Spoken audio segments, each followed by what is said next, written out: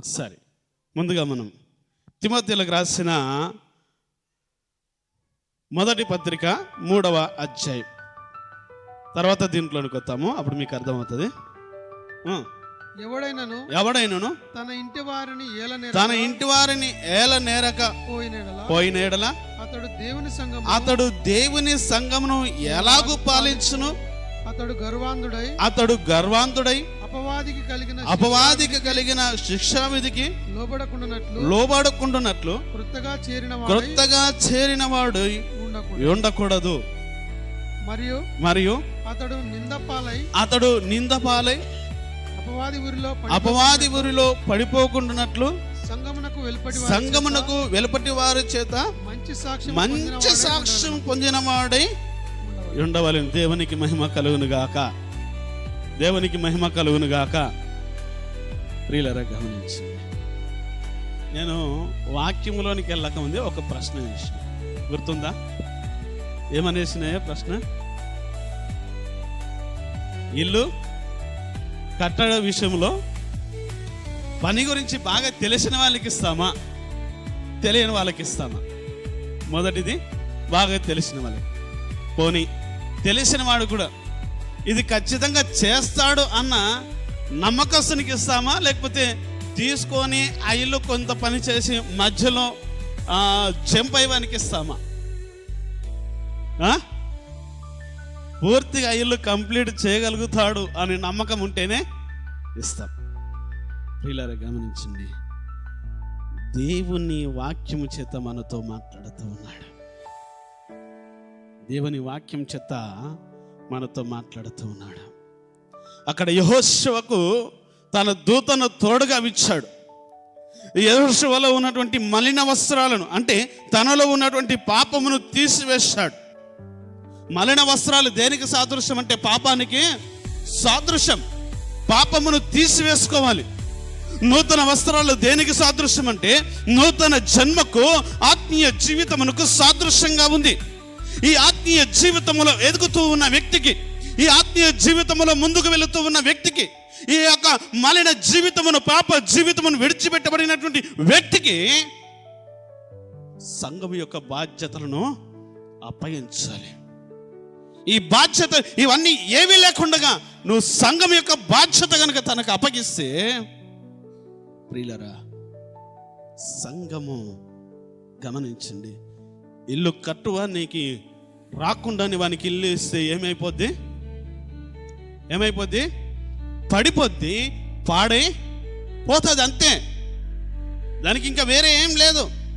సంఘం బాధ్యత తెలియకుండా, సంఘం పట్ల అవగాహన లేకుండా, దేవుడంటే భయం లేకుండా, దేవుడంటే భక్తి లేకుండా, ఏదో సంవత్సరానికి ఒక్కసారి వచ్చిపోయేవానికి, ఏదో దేవుని గురించి అసలు అవగాహన లేకుండా ఉన్నవానికి దేవుని సంఘము బాధ్యతలు ఇస్తే సంఘము పాడైపోతుంది. ఏమైపోద్దండి? పాడైపోద్ది సంఘం. దేవుని గురించి భయం ఉండాలి, దేవుని గురించి తెలుసుకొని ఉండాలి. మరి ముఖ్యంగా ఆత్మీయ జీవితంలో ఎదుగుదల కలిగిన వాడి, తన పాపములకు ప్రాయశ్చిత్తము చెందిన వాడి, నూతనమైనటువంటి ఆత్మతో నింపబడి దేవుని ఆత్మతో కొనియాడుతూ ఉండేవాడిగా ఉండాలి. దేవుని ఆత్మచేత అభిషేకించిన వాడిగా ఉండాలి. అలాంటి వాడు సంఘాన్ని ఏలడానికి అర్హుడు. సంఘము అంటే ప్రియులారా, కేవలము ఏదో మనం ఇట్లా వచ్చిపోయేది కాదు. సంఘం అంటే స్వయంగా క్రీస్తే తన స్వరక్తం ఇచ్చి సంపాదించుకున్నది సంఘం. తన ప్రాణాన్ని వెలపెట్టి సంపాదించింది సంఘం. ఆయన శరీరములో ఒక భాగముగా ఉన్నటువంటి సంఘం. సంఘము పట్ల ప్రియులారా మనం నిర్లక్ష్యం అసలు వహించకూడదు.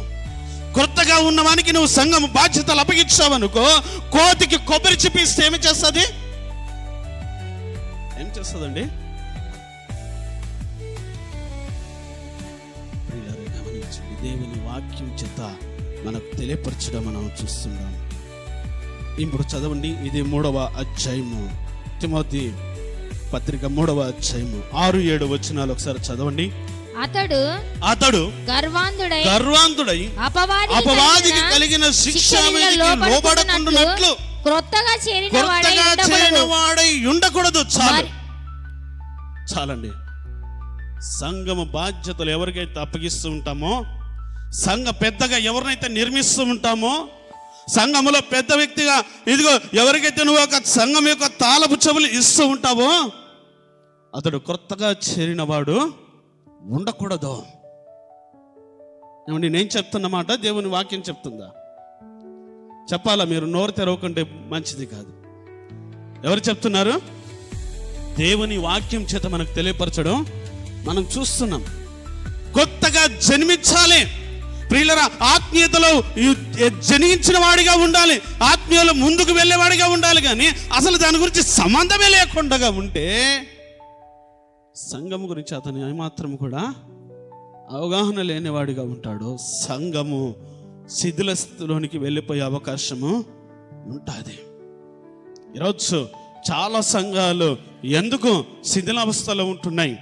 చాలా సంఘాల్లో ఎందుకు ఆత్మీయత అనేది లేకపోతుంది? ఎందుకు ఈరోజు సంఘములో దేవుని వాక్కు పనిచేయటం లేదు? ఎందుకు సంఘస్థులు దేవుని మాటకు లోబడటం లేదు? ఎందుకు సంఘము దినదినము ఆత్మీయంగా ఎదగలేకపోతూ ఉంది అంటే, సంఘ పెద్దగా నిర్మించబడిన వాడు మొదట దేవుని ఆత్మచేత లేడు, దేవుని ఆత్మచేత నింపబడలేదు. అతనికి ఇదిగో పాప క్షమాపణ అంటే తెలియదు, దేవుని పట్ల ఏమాత్రము కూడా అవగాహన లేదు. అవగాహన లేనివాడు సంఘాన్ని ఎలా నడిపించగలుగుతాడండి? నలుగురు ఉండి ఇంటిని కట్టుకోవడానికే ఏమండి ఎంతమంది ఉంటాం? నలుగురము. ఒకవేళ మించిండ్రు అనుకో, ఒక 10 మంది ఉంటాం ఇంట్లో. అంతేనా? అంతకంటే ఎక్కువ ఉంటామా? బాగా మించిండ్రు అనుకో, ఒక 10 మందిమే ఉంటాం. ఈ 10 మంది ఉండే ఇల్లును కట్టుకోవడానికే ఇతను ఇల్లు జాగ్రత్త కట్టగలుగుతాడా లేదా, ఇతనికి అవగాహన ఉందా లేదా, ఇతను నమ్మకస్తుడా కాదా అని 10 రకాలుగా ఆలోచించి ఆ ఇంటి పని ఇస్తుంటాము కదా. ఇది దేవుని ఇల్లు అండి. ఇది 100 మంది 1000 మంది కూడుకునే దేవుని సంఘం ఇది. దీన్ని కట్టడానికి, దీని పట్ల నిర్మించడానికి ఎలాంటి వ్యక్తిని నిర్మిస్తున్నాం? ఎలాంటి వ్యక్తిని మనం పెడుతూ ఉన్నాం? దేవుని సంఘం కార్చడానికి, దేవుని సంఘాన్ని పాలించడానికి ఎలాంటి వ్యక్తిని నిర్మిస్తూ ఉన్నాం మనం? అసలు సంఘంతో సంబంధమే ఉండదు, సంఘానికి వచ్చే ముఖమే ఉండదు. సంవత్సరంలో కనీసం పండగ రోజు తప్ప మళ్ళీ పండగ రోజు దేవుని ముఖం, సన్నిధి ముఖం చూసేటోడే కాదు. కానీ తీసుకొచ్చి మనం ఏం చేస్తామండి? చెప్పండి, ఏం చేస్తాం? సంఘ పెద్ద పెట్టేస్తాం. అసలు చర్చికి సంవత్సరంలో ఒక్కసారి కూడా రాడు. పండగకు వస్తే ఈస్టర్కి వచ్చాడు అనుకో, మళ్ళీ ఎప్పుడు క్రిస్మస్ అంతేగా. వాక్యం చదవండి అంటే నేను చదవలేను సార్. ప్రార్థన చెయ్యండి అంటే నేను చెయ్యలేను సార్. వాక్యం చదవనికి రాదు, ప్రార్థన చేయనికి రాదు, దేవుని సన్నిధికి వచ్చే స్వభావం ఉండదు. ఎట్లా సంఘ పెద్దగా అతన్ని ఏలించగలుగుతాడు? ఎట్లా నిర్మించగలుగుతాం? అతను ఎలా సంఘాన్ని పాలించగలుగుతాడండి? సంఘాన్ని నడిపించగలుగుతాడా? బాధ్యత ఉంటుందా తనకు? అసలు ఉండదు అసలు. మనకేదో మనం ఏమనుకుంటాం, వీడు నా మాట వింటుండు గనక ఇతన్ని తీసుకొచ్చి సంఘంలో పెడితే నేను చెప్పినట్టుగా నడుచుకుంటాను. ఇతను మావాడు గనక ఇతన్ని తీసుకొచ్చి మా సంఘంలో పెడితే, సంఘ పెద్దగా నియమిస్తే మా మాట నడుస్తుంది. ఏమండి, ఎంతసేపు మన మాటలే నడవాలి కానీ దేవుని మాట నడవద్దా? మన మాటలు నడిచినప్పుడు ఆ మానవుల మనసు మాటలు గనక మానవులకు కల్పించిన ఆ పద్ధతుల్లోనే వెళతాయి. మానవులు కల్పించిన పద్ధతుల్లోనే వెళ్తాయి. కానీ దేవుని పద్ధతుల్లో సంఘము కొనసాగదు. ప్రియులారా, గమనించండి. దేవుని సంఘములో నిలబడాలంటే, అతన్ని నియమించాలంటే, అతను సంఘ పెద్దగా ఉండాలంటే అతనిలో ఉన్నటువంటి క్వాలిఫికేషన్స్ చూడాలి. ఏంటా క్వాలిఫికేషన్? ఇతను ఎన్నాళ్ళైంది దేవుని తెలుసుకొని, ఇతను దేవుని పట్ల పశ్చాత్తాప హృదయం కలిగి ఉన్నాడా? తన పాపమునకు ప్రాయశ్చిత్తము చెందాడా? ఇతను మరి దేవుని పట్ల నమ్మకంగా జీవిస్తూ ఉన్నాడా అనేది ఫస్ట్ మనము తెలుసుకోవాలి. ఈరోజు చాలా సంఘాలు ఆత్మీయంగా దిగజారిపోవడానికి కారణము ప్రియులారా ఖచ్చితంగా చెప్పొచ్చు, సంఘం పట్ల ఏమాత్రం కూడా అవగాహన లేని వ్యక్తులను సంఘ పెద్దలుగా పెడితే వాళ్ళకి ఏం తెలుసండి? ఏం తెలుసు సంఘం గురించి? సంఘం గురించి ఏమీ తెలియనప్పుడు, ఒక వాక్యం గురించి ఏమీ తెలియనప్పుడు ఎట్లా నడిపించగలుగుతారండి? నడిపించలేరు. నడిపించగలుగుతారా? నడిపించలేరు. ప్రియులారా గమనించు, దేవుని సంఘాన్ని అప్పగిస్తూ ఉన్నామంటే అతడు ఫస్ట్ ప్రభు సన్నిధిలో వాక్యములో ఎదగాలి. దేంట్లో ఎదగాలి? వాక్యములో ఎదగాలి. వాక్యము చదవగలిగిన వాడై ఉండాలి. ప్రార్థనలో తనను తాను నలగొట్టుకోవాలి. ఉందా ఈ లక్షణం? అసలు ప్రార్థనలో నలగొట్టుకునే స్వభావం ఉందండి. ప్రార్థన చేసే స్వభావం ఉందండి. ప్రార్థన చెయ్యండి అంటే సంఘ పెద్దనే, కానీ ప్రార్థన చేయండి అంటే అంత దూరం పారిపోతాం.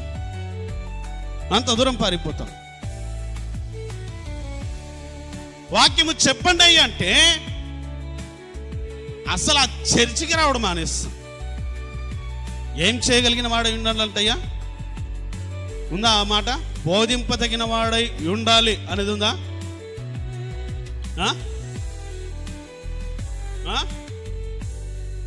సాక్ష్యము పొందిన వాడై ఉండాలి. తర్వాత మీకు 3వ వచనంలో 2వ లైన్లో కనిపిస్తుంది చూడండి. అధ్యక్షుడగు వాడు 3వ వచనములో 3వ అధ్యాయం 3వ వచనము, నిందారహితుడు, ఏకపత్ని పురుషుడు, మితానుభవుడు, స్వస్థ బుద్ధి గలవాడు, మర్యాదస్తుడు, అతిథి ప్రియుడు, బోధింపదగిన ఏమై ఉండాలి? ఇతను బోధింపదగిన వాడై ఉండాలి. బోధింపదగిన వాడే దేవుని సంఘాన్ని నడిపించగలుగుతాడు. ప్రియులారా గమనించండి, సంఘములో ప్రియులారా పాటలు పాడే వాళ్ళు ఉండాలి, పాటలు రాసే వాళ్ళు ఉండాలి, దేవుని ఆత్మ చేత నడిపించేవారు ఉండాలి, సంఘములో వాక్యము చెప్పగలిగిన వాళ్ళు కూడా ఉండాలి. వాక్యం చెప్పడం కేవలం సేవకుడు ఒక్కటేనండి? సేవకుడు ఒక్కడే వాక్యం చెప్పాలా? సంఘములో కూడా చెప్పేవాళ్ళు ఉండాలి. సంఘమును నడిపించగలిగే వాళ్ళు ఉండాలి. అధ్యక్షుడు అంటే ఏదో కుర్చీల మీద కూర్చోవడం కాదు. అధ్యక్షుడు అంటే ప్రియులారా గమనించండి, సంఘ పెద్ద అన్నప్పుడు ఆ రోజు మాత్రం వచ్చి, కొంతమంది ఉంటారు ఎట్లా ఉంటారు అంటే ప్రియులారా గమనించండి, సంఘ పెద్దలుగా నియమిస్తాం కదా. ఇప్పుడు మన ముందుండే నెక్స్ట్ కార్యక్రమం ఏంటి? అదే కార్యక్రమం, నెక్స్ట్ కార్యక్రమం అదే కదా ప్రియులారా గమనించండి. ఏం చేస్తారు తెలుసా? అతను సంఘ పెద్దగా ఉండడం ఇష్టమే లేకుంటుంది, కానీ బలవంతంగా పట్టుకొస్తాం. పట్టుకొచ్చి 2 గొలుసులు వేసి కాళ్ళకు కూర్చోబెడతాం. ఏమేస్తాము? పారిపోవడం ఇంకా రెడీగా ఉంటాడు, కానీ మనం ఏం వేసింటాం ఈడ? గొలుసులు వేసిన కదిలే అవకాశం ఉంటుందా? ఎంతసేపు ఉంటాయి ఆ గొలుసులు? ఈడ నియమించబడినంత వరకే. దేనికి నియమించబడినంత వరకు? సంఘ పెద్దగా నియమించబడినంత వరకే. అది అయిన తర్వాత సేవకుడు ప్రార్థన చేసి ఆమేన్ అన్నాడంటే ఆ గొలుసులు దిగిపోయింటవి. ఏడుంటాడు? గేటు బయట ఉంటాడు. ఎప్పుడు జరుగుతుంది అది? సంఘ పెద్దగా నియమించిన రోజు. మళ్ళీ ఎప్పుడు వస్తాడు సంఘంలోనికి?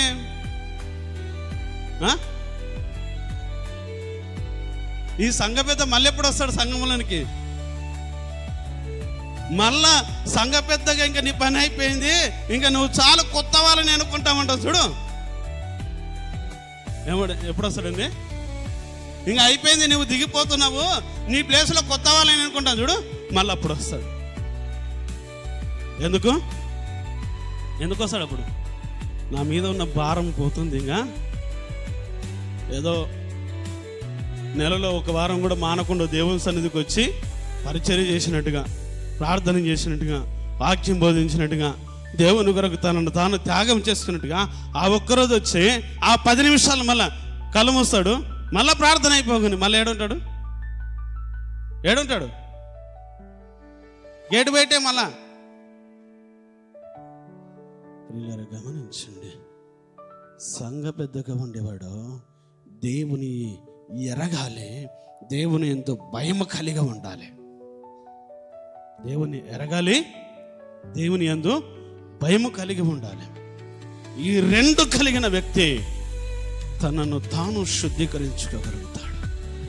అంటే తనలో ఉన్నటువంటి పాపమును తీసివేసుకోగలుగుతాడు. పైన ఉన్నటువంటి పాపాన్ని ఏం చేసుకోగలుగుతాడు? తీసివేసుకోగలుగుతాడు. నూతన వస్త్రాలను ధరించుకున్నవాడై ఉంటాడు. ఎందుకండి సంఘ పెద్దలు అసలు చర్చికి రాను అని నిర్మిస్తే ఏమవుతుంది? మావాడే కదా, మాకు బాగా తెలిసినవాడు, మాకు బాగా పరిచయం ఉన్నవాడు, మాకు అన్నిట్లో సహకరించేవాడు, మాకు సహకరిస్తున్నాడు కనుక సంఘానికి కూడా సహకరిస్తాడు. వాక్యం తెలియకుంటే ఏముంది, ప్రార్థన చేయకుంటే ఏముంది అని మనం అనుకుంటామా లేదా? ఏమంటాం? సింపుల్గా మన నోటి నుంచి ఒకటే మాట వస్తుంది, కొత్తగా ఉన్న వాళ్ళను సంఘ పెద్దలుగా పెట్టకండి అన్నాం అనుకో, ఒకటే మాట వస్తుంది అందరి నోటి నుంచి, వా ఆయన ఎప్పుడు ఎదగాలండి దేవుని సంఘములో? ఏమంటే సంఘ పెద్దగా నియమిస్తేనే సంఘానికి రమ్మన్నదా వాక్యము? సంఘ పెద్దగా నియమించబడినప్పుడు మాత్రమే రమ్మన్నాడా? ఏదన్నా పాట అవకాశం ఉంటేనే దేవుని సన్నిధికి రావాలనా? ఏదన్నా వాక్యం చెప్పేది ఉంటేనే దేవుని సన్నిధికి రావాలనా? ఏదన్నా అవకాశం ఇస్తేనే దేవుని సన్నిధికి రమ్మన్నదా? కొంతమంది ఉంటారు, మా అక్కలకు బాగా అలవాటు, మా వాళ్ళకు కూడా ఉందిలేండి అలవాటు. ఏం అలవాటు?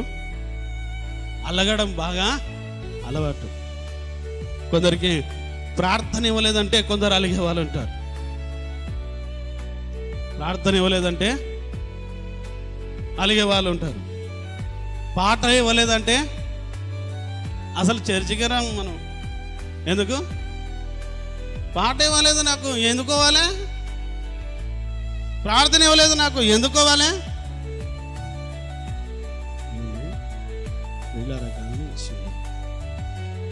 ఇట్లాంటి స్వభావాలు ఉన్న వాళ్ళు దేవుని సన్నిధికి అర్హులు కాదు. ఎందుకు ఈ మాట చెప్పాల్సి వస్తుంది? అసలు ఎందుకు ఈ మాట చెప్పాల్సి వస్తుంది? కొత్తగా నియమించిన వాడిని దేవుని సన్నిధిలో అధ్యక్షునిగాను, సంఘ పెద్దగాను, పరిచారకునిగాను పెడితే అతనికి మరి మంచిగానే దేవుని సన్నిధిలో ఎదుగుతాడు కదా అని మనం అనుకుంటాం. ఎవరు అనుకుంటారు? మనం అనుకుంటాం. కానీ దేవుని వాక్యం చేత మనతో మాట్లాడుతున్నాడు. ఒకసారి ఇప్పుడు చదివిన ఆ మాటను చదవనా? 6-7 2 వచనాలు చదవండి. అతడు గర్వాంధుడై, ఇతనులో ఏమొస్తుందంట? ఏమొస్తుంది? చెప్పాలా? ఏమొస్తుంది అయ్యా? చెప్పండి అయ్యా, ఏమొస్తుంది ఇతనిలో? మొదటిగా ఏం ప్రవేశిస్తుంది? గర్వం ప్రవేశిస్తుంది. ఏమండి, సంబంధమే లేని వ్యక్తిని తీసుకొచ్చి కుర్చీ మీద కూర్చోబెడితే ఆలే రావు కానీ ఐఏఎస్ ఆఫీసర్ కుర్చీలో కూర్చోబెడితే ఏమవుతాడు అతను? ఆలే రావు ఐఏఎస్ కుర్చీలో కూర్చోబెడితే ఏమవుతాడు? మామూలుగా ఉంటుందా ఆ గర్వం? ఇంకా మామూలుగా ఉంటుందండి? ఇంకా తనకి మించినటువంటి పెద్ద లేడుగా. గర్వము ప్రియులారా చాలా భయంకరమైంది. ఇతనిలో మొదటిగా ప్రవేశించేది ఏంటిది? గర్వం ప్రవేశిస్తుంది. ఈ తనకున్న గర్వం వల్ల తనేమి చేస్తున్నా కూడా తనకు అవగాహన అనేది ఉండదు.